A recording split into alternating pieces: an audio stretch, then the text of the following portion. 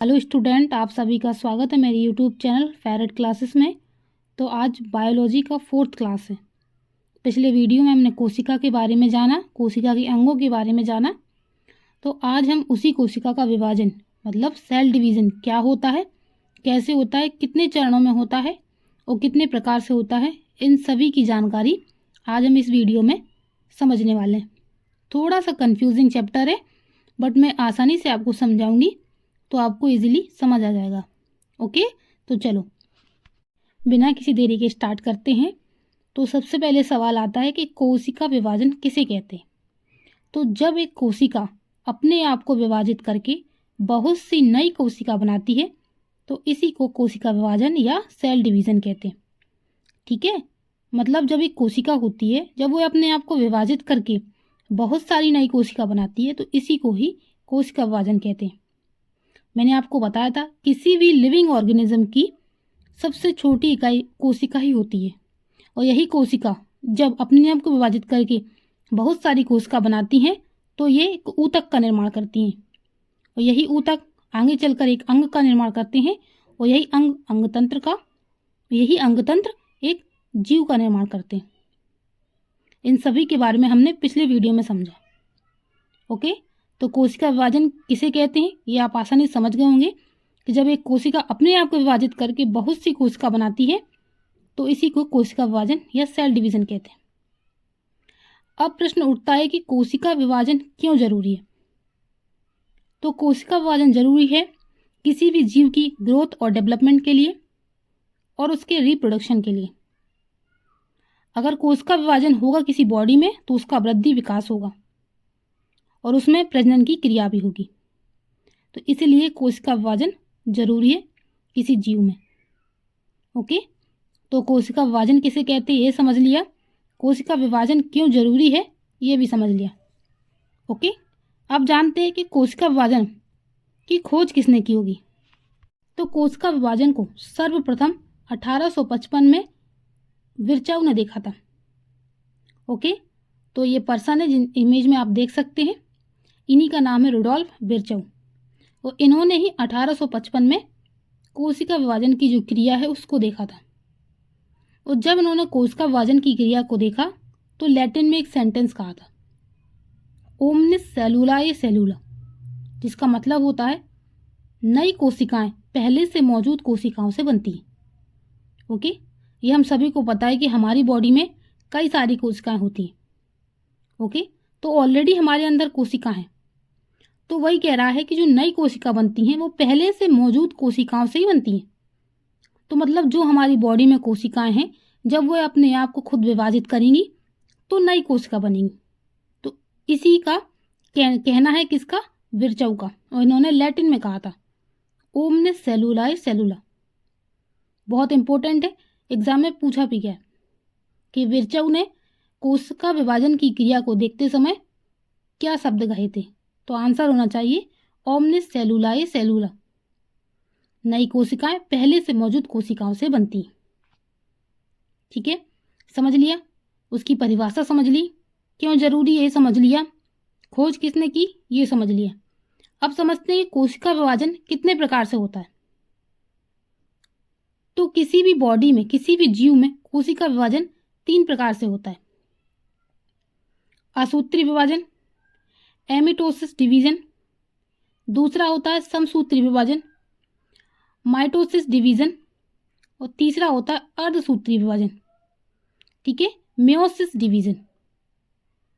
तो जो असूत्री विभाजन है यह होता है ओनली प्रोकैरियोटिक जीवों में। आपको मैंने पिछली वीडियो में बताया था कि प्रोकैरियोटिक जीव क्या होते हैं। ऐसे जीव जिनमें जो कोशिका होती है वो अविकसित होती है, पूरी तरीके से उसका विकास नहीं होता, तो ऐसे जीवों को प्रोकैरियोटिक जीवों की श्रेणी में रखा जाता है, और इन्हीं में ही असूत्री विभाजन होता है। दूसरा है समसूत्री विभाजन, और यह होता है कायिक कोशिकाओं में। और तीसरा है अर्धसूत्री विभाजन, यह होता है जनन कोशिका में। जो हमारी बॉडी में जनन कोशिकाएं होती हैं उसमें यह विभाजन होता है, जैसे पुरुषों में स्पर्म है और महिलाओं में ओवम। ओके, चलो तो वन बाय वन इन्हीं के बारे में डिटेल से जान लेते हैं। सबसे पहले असूत्रीय विभाजन के बारे में जान लेते हैं। असूत्रीय विभाजन इतना इम्पोर्टेंट नहीं है एग्जाम पर्पज से, बट उसकी डेफिनेशन और उसके अंदर कैसे कोशिका का विभाजन होता है ये बस समझ लीजिए। बट एग्जाम पर्पज से समसूत्री और अर्धसूत्री इंपॉर्टेंट है। तो असूत्रीय विभाजन की पहले हम डेफिनेशन समझ लेते हैं। तो ये विभाजन अविकसित कोशिका में होता है, मतलब प्रोकैरियोटिक जीवों में। एग्जाम्पल से समझें तो जीवाणु, नीलहरित शैवाल, अमीबा और प्रोटोजोआ इसी प्रोकैरियोटिक सेल में, या कह सकते हैं प्रोकैरियोटिक में आते हैं, प्रोकैरियोटिक जीवों में आते हैं। इसमें क्या होता है बेसिकली असूत्रीय विभाजन में, इसमें केंद्रक, इमेज में समझिएगा, इसमें केंद्रक पहले लंबा हो जाता है, फिर सीधा दो भागों में विभाजित होकर अलग हो जाता है और प्रत्येक भाग में एक संतति केंद्रक पहुंच जाता है। ठीक है, आप इमेज में समझ गए होंगे। सबसे पहले जो केंद्रक है ये वह कोशिका है और उसमें केंद्रक उपस्थित है। दूसरी इमेज में देखोगे तो केंद्रक धीरे धीरे लंबा होता जा रहा है। तीसरी इमेज में वह लंबा हो गया है और केंद्रक दो हो गए। ठीक है, फोर्थ स्टेज में दो अलग अलग केंद्रक उपस्थित हो गए और विभाजन को तैयार हो गए, और लास्ट स्टेज में दोनों अलग अलग हो जाते हैं और प्रत्येक भाग में एक एक केंद्रक पहुंच जाता है। तो यह प्रक्रिया होती है अविकसित कोशिकाओं में, और इसी प्रक्रिया को असूत्रीय विभाजन कहते हैं। नेक्स्ट पर चलें। नेक्स्ट और सबसे इंपॉर्टेंट है समसूत्रीय विभाजन, माइटोसिस डिवीजन। यह विभाजन कायिक कोशिकाओं में होता है और इस प्रक्रिया में मातृ कोशिका, मतलब जो मदर सेल होती है, उससे दो पुत्री कोशिकाओं, जिनको इंग्लिश में डॉटर सेल कहते हैं, का निर्माण होता है। और प्रत्येक पुत्री कोशिका में गुणसूत्रों की संख्या मातृ कोशिका में उपस्थित गुणसूत्रों की संख्या के बराबर होती है। अभी आपको समझ नहीं आया होगा, चलो इसको एक इमेज से समझते हैं। यह डायग्राम देखो। सबसे पहले है एक पेरेंट सेल जिसमें पिता और माता के गुणसूत्र मौजूद हैं। ठीक है, मतलब इस सेल में गुणसूत्र किस किस के उपस्थित है, माता और पिता के।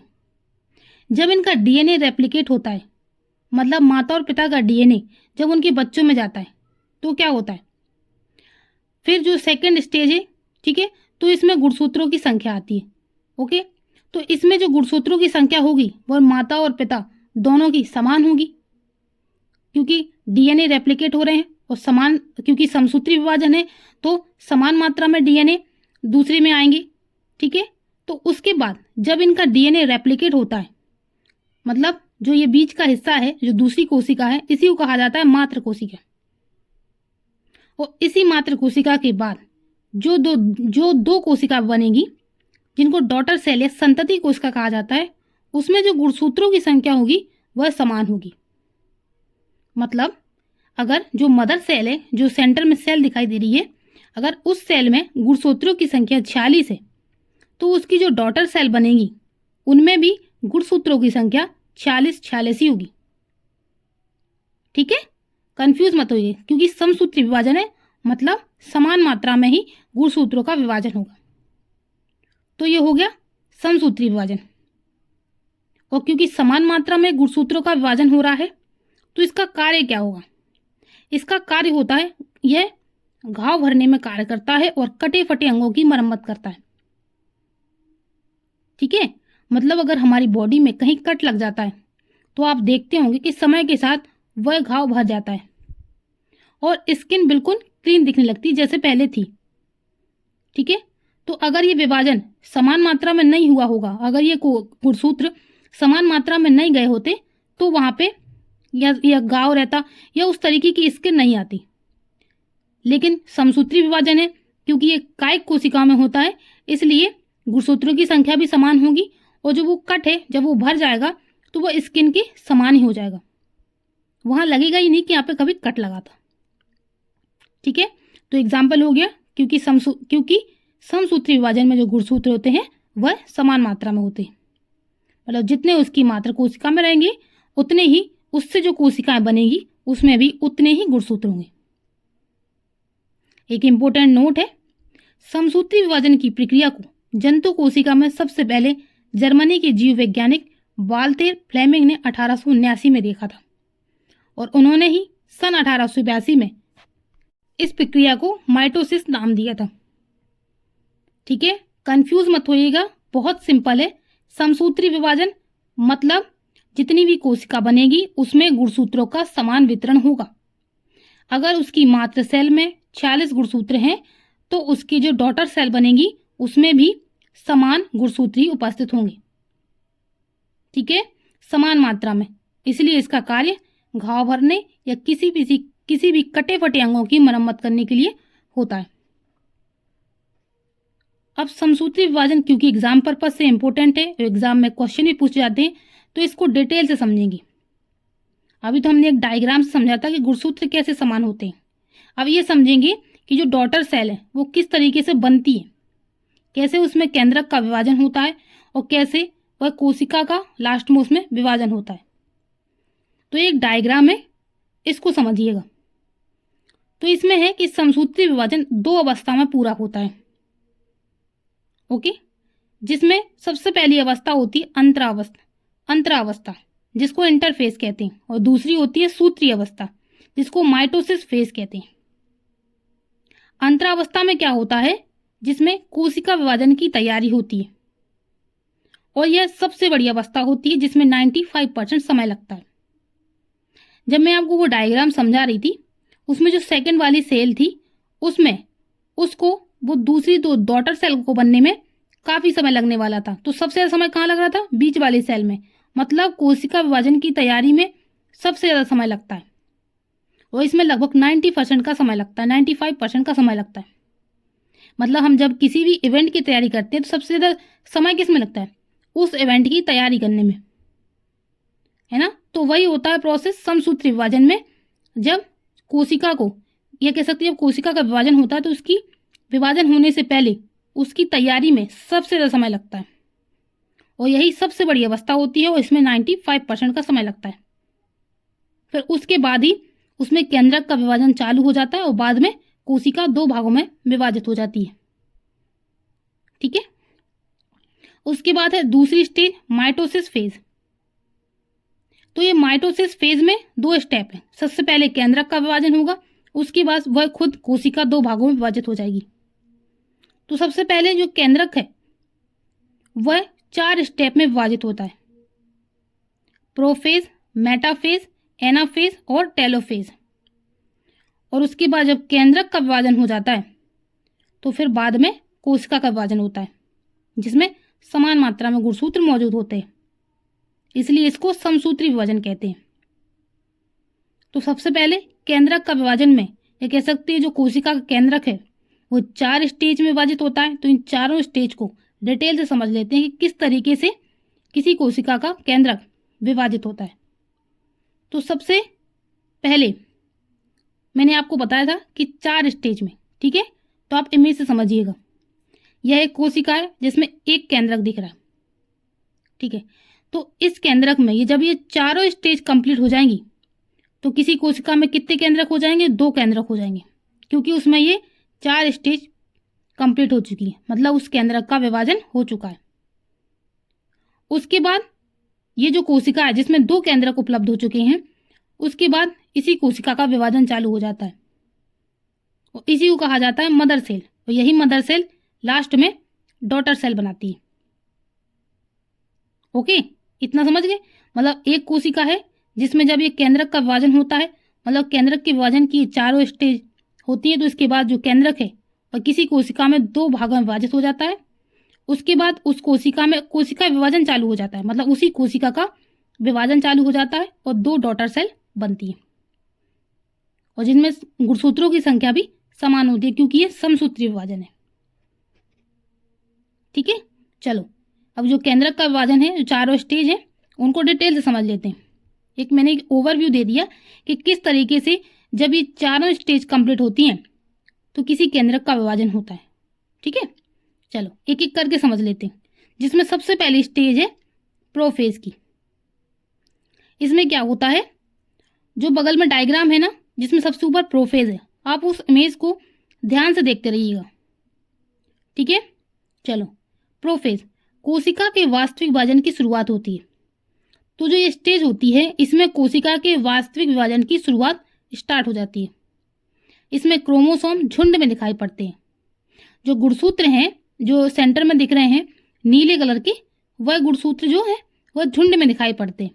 अब क्योंकि वो झुंड में है तो इस अवस्था में क्रोमोसोम को गिना नहीं जा सकता। ठीक है, क्योंकि वो झुंड में है तो इसलिए इन क्रोमोसोम को गिना नहीं जा सकता। और इस स्टेज में क्या होता है, इसमें तारककाय सेंट्रोसोम दोनों ध्रुवों की ओर जाने लगते हैं। आप जो ग्रीन कलर का देख रहे हैं इसी को कहते हैं सेंट्रोसोम। और इसके बीच में क्या है, इसके बीच में है फाइबर, मतलब पतला सा एक तार है। तो ये सेंट्रोसोम है जो ग्रीन कलर के दो दिख रहे हैं, ये दोनों क्या करते हैं, ध्रुव की ओर जाने लगते हैं। किस स्टेज में, प्रोफेज की स्टेज में। अभी गए नहीं है, जाने लगते हैं। अगली स्टेज क्या होगी, मेटाफेज। इस अवस्था में क्रोमोसोम मध्य में एक लाइन में व्यवस्थित हो जाते हैं। अब दूसरा इमेज में देखो आप, जिसमें जो क्रोमोसोम है जो फर्स्ट स्टेज में ग्रुप में थे वो सेकंड स्टेज में एक लाइन में व्यवस्थित हो जाते हैं। और फर्स्ट स्टेज में जो सेंट्रोसोम थे जो ध्रुव की ओर जा रहे थे वह सेकंड स्टेज में मतलब मेटाफेज में केंद्र की तरफ आ जाते हैं। और थर्ड है इसमें पॉइंट, इसमें तारककाय सेंट्रोसोम दोनों ध्रुव पर पहुंच जाते हैं और तारककाय से तर्क तंतु स्पाइंडल फाइबर्स निकल आते हैं। जो बीच में पतला पतला सा तार दिख रहा था ये निकल आता है किस स्टेज में, मेटाफेज में। ठीक है, और यह बहुत इंपॉर्टेंट स्टेज है। ठीक है, और इसी स्टेज में इन्हीं क्रोमोसोम को गिन भी सकते हैं क्योंकि ये लाइन में व्यवस्थित हो गए। ठीक है, समझ गया, कंफ्यूज मत होइएगा। मतलब फर्स्ट फेज में, प्रोफेज में क्या था, सारे क्रोमोसोम इकट्ठे थे इसलिए इनको गिन नहीं पा सकते थे। और जो सेंट्रोसोम है, ठीक है, वह ध्रुव की ओर जा रहे थे। जैसे अपनी पृथ्वी पे दक्षिणी ध्रुव और उत्तरी ध्रुव होता है ना, वैसे ही किसी कोशिका में होते हैं दक्षिणी ध्रुव और उत्तरी ध्रुव। तो वैसे जो सेंट्रोसोम है वो दोनों ध्रुवों की ओर जाने लगते हैं और उसके बीच में जो तार हैं वह सेकेंड स्टेज में क्या होता है, निकल आते हैं। और सेकेंड स्टेज में क्या होता है, मतलब मेटाफेज में क्या होता है, वो तार भी निकल आते हैं बीच के, ठीक है, जिनको स्पाइंडल फाइबर्स कहते हैं। और जो क्रोमोसोम है वो लाइन में व्यवस्थित हो जाते हैं जिनको हम गिन भी सकते हैं। ओके, इतनी समझ गए। अब चलो थर्ड फेज पे चलते हैं जिसको कहते हैं पश्चावस्था, एनाफेज। यह कोशिका विभाजन की सबसे छोटी अवस्था है जिसमें तर्क तंतु क्रोमोसोम को दोनों ध्रुवों की ओर खींच लेते हैं। ठीक है, अब क्या होता है, क्योंकि जो क्रोमोसोम है वो दोनों तरफ पहुंच गए तो वो अपने अपने ध्रुव की तरफ खींचेंगे, किनको, क्रोमोसोम को। ओके, तो ये काम इसी स्टेज में होता है, एनाफेज में। इसमें एनाफेज में क्या होता है कि जो क्रोमोसोम है जो ग्रीन कलर का है जो दोनों ध्रुवों पर है वह इन बीच वाले क्रोमोसोम को अपनी तरफ खींचते हैं। किसकी मदद से, इन स्पाइंडल फाइबर्स की मदद से अपनी तरफ खींचते हैं। खींचने से क्या होता है, नेक्स्ट स्टेज आती है अंत्यावस्था जिसको टेलोफेज कहते हैं। इसमें क्या होता है, जो गुणसूत्र है वह विपरीत ध्रुवों की ओर एकत्रित हो जाते हैं। ठीक है, किस ध्रुवों की ओर, जो गुणसूत्र होते हैं वह विपरीत ध्रुवों की ओर एकत्रित हो जाते हैं और गुणसूत्र समूह के चारों तरफ केंद्रक झिल्ली का निर्माण हो जाता है। आप इमेज में देख सकते हैं। ठीक है, इसमें एक कोशिका में दो केंद्रक उपस्थित हो गए क्योंकि दोनों ध्रुवों ने अपनी अपनी तरफ खींच लिया था और इनके चारों तरफ एक केंद्रक झिल्ली का निर्माण हो गया है। ठीक है, तो इस तरीके से किसी कोशिका में दो केंद्रक उपस्थित हो चुके हैं। तो ये टेलोफेज हो गया। अभी कोशिका का विभाजन नहीं हुआ, अभी दो केंद्रक का निर्माण हो गया किसी कोशिका में। अब होगा किसी कोशिका का विभाजन। आगे स्टेज होती है साइटोकाइनेसिस। तो यह समसूत्री विभाजन की सबसे अंतिम अवस्था होती है और इस अवस्था में कोशिका द्रव्य दो भागों में विभाजित हो जाता है, अर्थात एक कोशिका से दो कोशिकाओं का निर्माण हो जाता है। ठीक है, इतना हो गया। चलो अब डिटेल से समझ लिया हम सभी ने। अब एक बार फिर से रिवीजन कर लेते हैं, चार्ट को समझिए से। ठीक है, अंतरावस्था को समझ लिया जिसमें कोशिका विभाजन की तैयारी स्टार्ट हो चुकी होती है और इसी में कोशिका को सबसे ज़्यादा टाइम लगता है और यह लगभग 90% का समय लेती है। उसके बाद दूसरी स्टेज आती है माइटोसिस के फेज में, जिसमें सबसे पहले केंद्रक का विभाजन होता है, जिसमें केंद्रक का विभाजन 4 स्टेज में होता है और फिर लास्ट में जब किसी कोशिका में 2 केंद्रक आ जाते हैं तो उसके बाद कोशिका विभाजन हो जाता है, जिसमें गुणसूत्रों की संख्या समान होती है। और केंद्रक विभाजन 4 स्टेज में होता है, प्रोफेज, मेटाफेज, एनाफेज और टेलोफेज। और इन चारों को स्टेजों को हमने डिटेल से समझ लिया है। ओके, तो ये रहा समसूत्री विभाजन। जब हम अर्धसूत्री विभाजन को पढ़ेंगे तो उसमें भी केंद्रक का विभाजन होगा और उसमें भी ये चारों स्टेज होंगी, लेकिन उसमें हम इन चारों स्टेज को नहीं पढ़ेंगे क्योंकि हमने समसूत्री में पढ़ लिया है। ठीक है, चलो आगे समझते हैं उसके बारे में। तो ये हो गया समसूत्री विभाजन के बारे में, पूरा मैंने चार्ट से समझाया है, आपको आसानी समझ आ गया होगा कि सबसे पहले केंद्रक का विभाजन होगा, उसके बाद कोशिका का विभाजन होगा। ठीक है, और समसूत्री में गुणसूत्रों की संख्या भी समान होगी। चलो अब पढ़ते हैं अर्धसूत्री विभाजन के बारे में। तो इसके नाम से ही समझ आ रहा है अर्धसूत्री, मतलब समसूत्री में गुणसूत्रों की संख्या समान थी पर अर्धसूत्री में गुणसूत्रों की संख्या आधी है। और मैंने पिछले आपको बताया था कि अर्धसूत्री किस में होता है, सिर्फ जनन कोशिका में होता है। और जनन कोशिका कैसे पाई जाती है, पुरुषों में पाई जाती है स्पर्म में और महिला में पाई जाती है ओवम में। तो चलो डिटेल से समझ लेते हैं। फार्मर तथा मूरे ने 1905 में कोशिकाओं में अर्धसूत्री विभाजन को, ठीक है, मेयोसिस नाम दिया। अर्धसूत्री विभाजन की खोज सर्वप्रथम बीजमैन ने की थी, लेकिन इसका सर्वप्रथम विस्तृत अध्ययन स्ट्रॉसबर्गर ने 1888 में किया। ओके, अब इसके बारे में कुछ इंपॉर्टेंट पॉइंट है वो कवर कर लेते हैं। यह विभाजन केवल जनन कोशिकाओं स्पर्म एंड ओवम में होता है। इसमें पुत्री कोशिका डॉटर सेल में गुणसूत्रों की संख्या मात्र कोशिका मदर सेल में उपस्थित गुणसूत्रों की संख्या की आधी होती है। ठीक है, तो चलो इसको एक इमेज से समझ सकते हैं।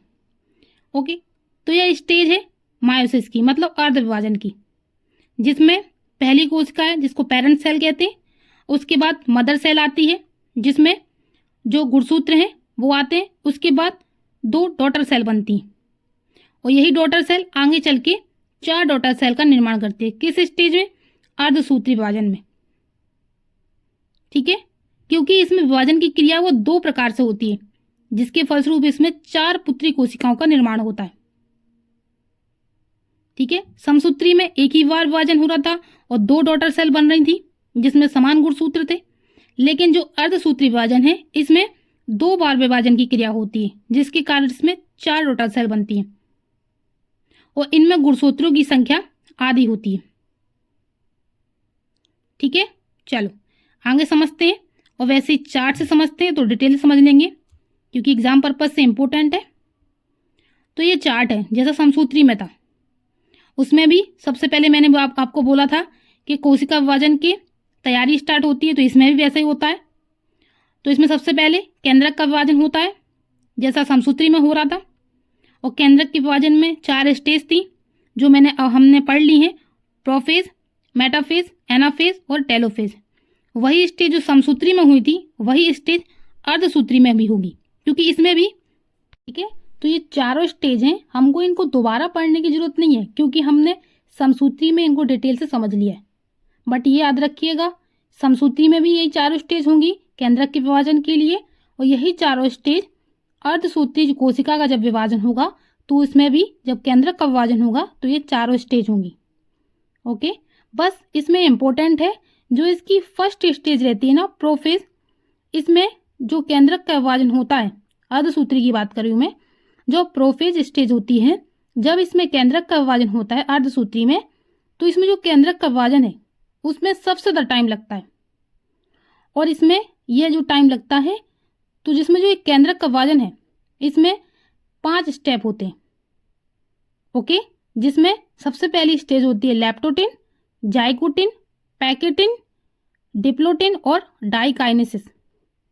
ओके, थोड़ा सा कंफ्यूजिंग है, ठीक है, मतलब समसूत्री में केंद्रक का विभाजन होगा तो ये 4 स्टेज होंगी जिसमें केंद्रक का विभाजन होगा।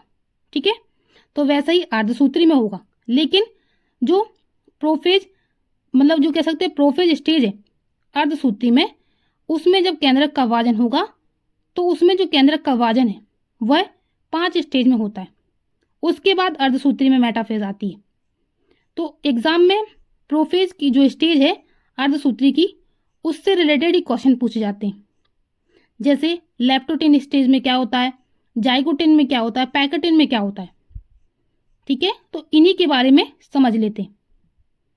उसके बाद अर्धसूत्री में दूसरी स्टेज होती है कि समसूत्री कोशिका विभाजन के समान ही इसमें विभाजन होता है। अभी हमने पढ़ा भी था कि जो अर्धसूत्री कोशिका है उसमें समसूत्री के समान ही कोशिका विभाजन होता है, लेकिन इसमें 2 बार कोशिका विभाजन होता है, इसलिए इसमें 4 डॉटर सेल का निर्माण होता है।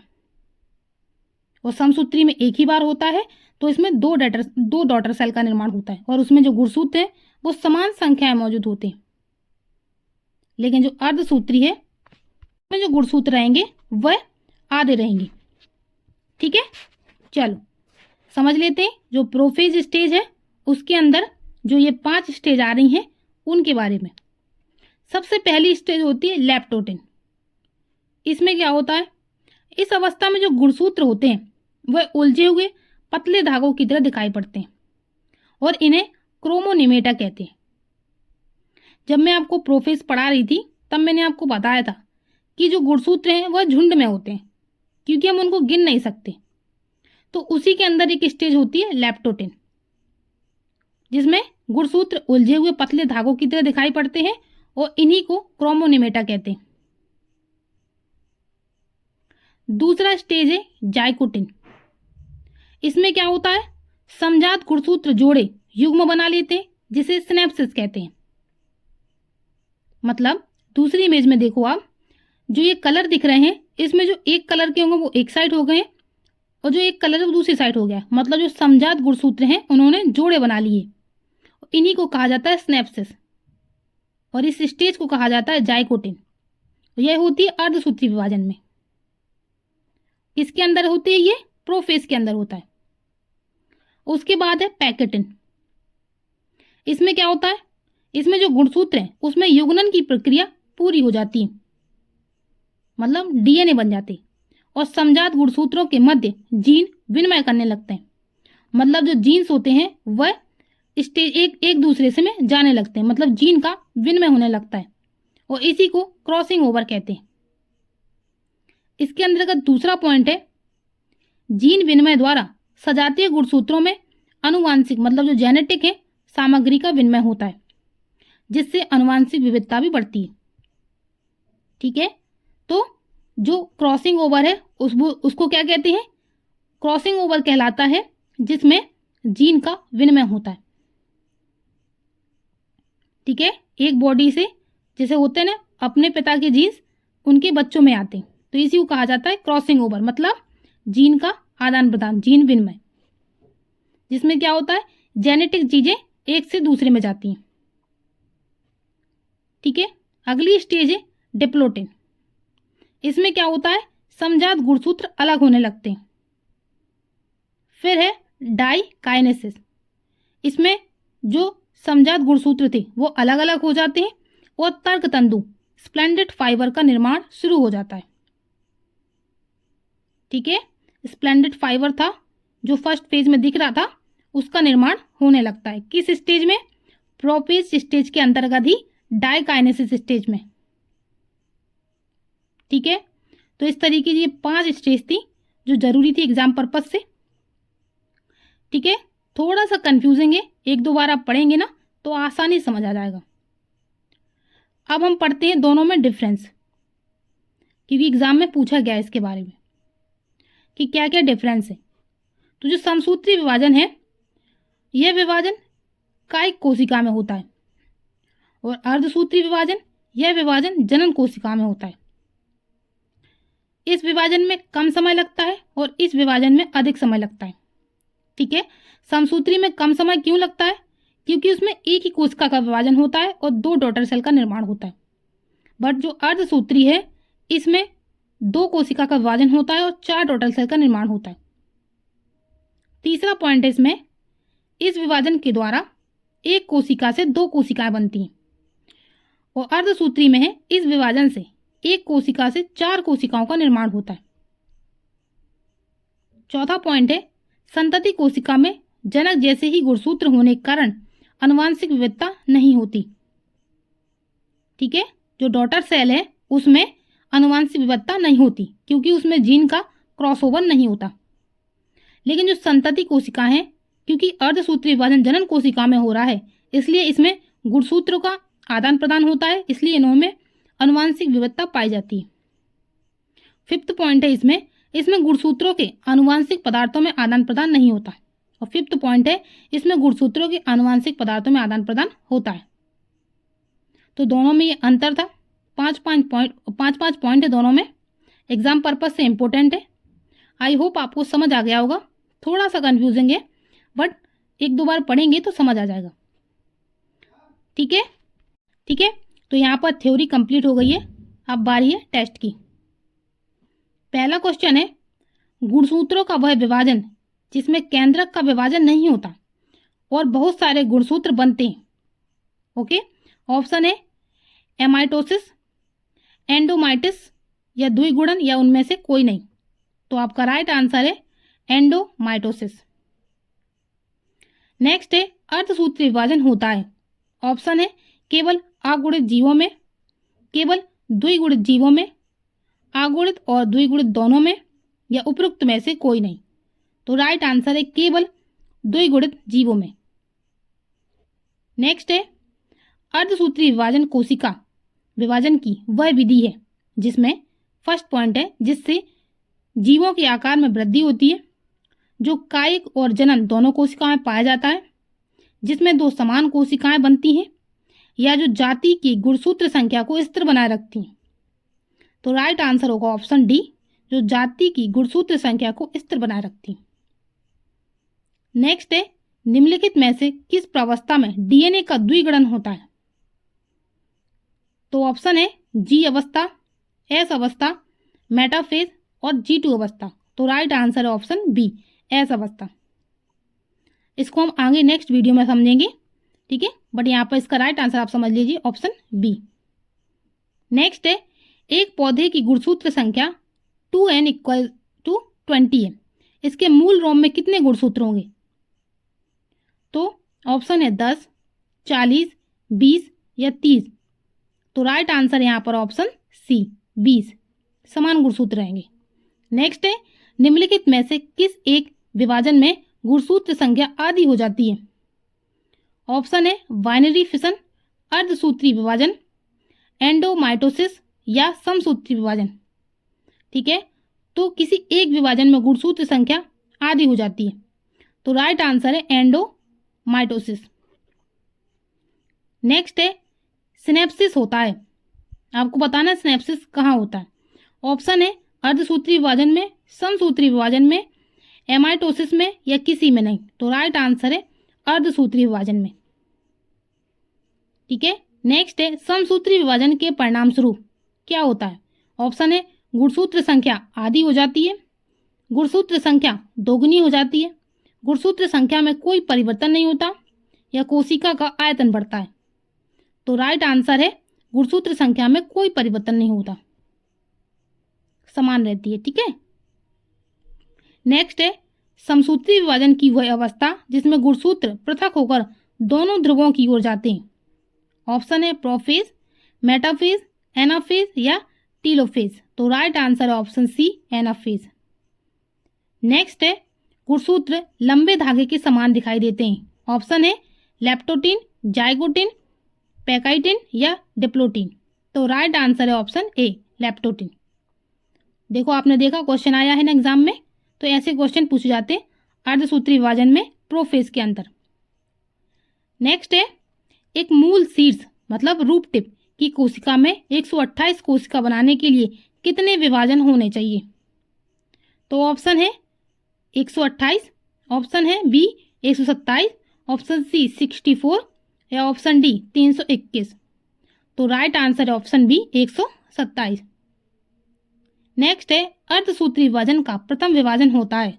तो ऑप्शन है समकारी, न्यूनकारी, होमोटिपिक या कोई नहीं। तो राइट आंसर है न्यूनकारी, मतलब कम हो जाता है। नेक्स्ट है, समसूत्री विभाजन की किस अवस्था में गुणसूत्र विषुवत रेखा पर व्यवस्थित हो जाते हैं? ओके, जो स्पाइंडल फाइबर जैसा दिखता ना, उसी को कहा गया है। ऑप्शन है प्रोफेज, मेटाफेज, एनाफेज या टीलोफेन। तो राइट आंसर है मेटाफेज। नेक्स्ट है सेंट्रोमियर विभाजित नहीं होता। ऑप्शन है प्रथम अर्धसूत्री विभाजन में, सेकंड है द्वितीय अर्धसूत्री विभाजन में, तीसरा है एमाइटोसिस में, या उपरोक्त में से सभी। तो राइट आंसर है ऑप्शन फर्स्ट, प्रथम अर्धसूत्री विभाजन में। प्रथम अर्धसूत्री विभाजन में सेंट्रोमियर विभाजित नहीं होता। ओके, तो इस तरीके से कुछ इंपॉर्टेंट क्वेश्चन थे, एग्जाम पर्पज से इंपॉर्टेंट थे, वो हमने कवर कर लिए। अगर बच्चों ये वीडियो अच्छा लगा हो तो प्लीज़ आप चैनल को सब्सक्राइब करना और वीडियो को भी लाइक करना। ओके बच्चों।